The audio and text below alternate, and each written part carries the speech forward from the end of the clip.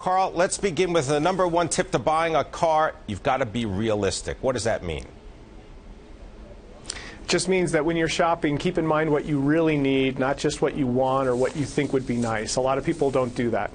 All right, so you got to be realistic. Does that mean realistic on price as well? Absolutely, and have an understanding of what it's going to cost you, not just to buy the car, but to insure it, to service it, to keep it maintained, to fuel it. You also have to confirm the market price. Yeah, and that's so easy to do now. There's no reason to walk into a dealership and not know what you should pay. You should have full knowledge of that ahead of time. You know, Kelley Blue Book's got all these great tools. You come in, you tell them where you live and what car you want, all the options, the color, and we'll tell you what you should pay right in your area. What about financing, Karl?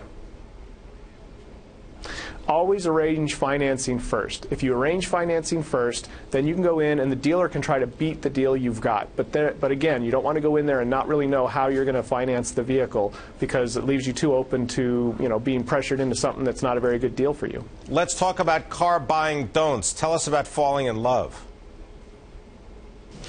Dealers can sense this. You see a car, you decide you have to have that car. Once again, you've lost your leverage. You now are at the mercy of whatever the dealer is going to want to do to get you in the car. Better to keep your emotions out of it and have multiple choices or multiple dealers you can lean on if the first one doesn't work out. And don't skimp on that research, nor should you skimp where else. Don't ignore the details. When you get close to the end of the deal, people think they've come up with the price that they've agreed on with the dealer, and then they relax. They think that's it. There's other things that go on in the deal, financing and extras and documentation fees.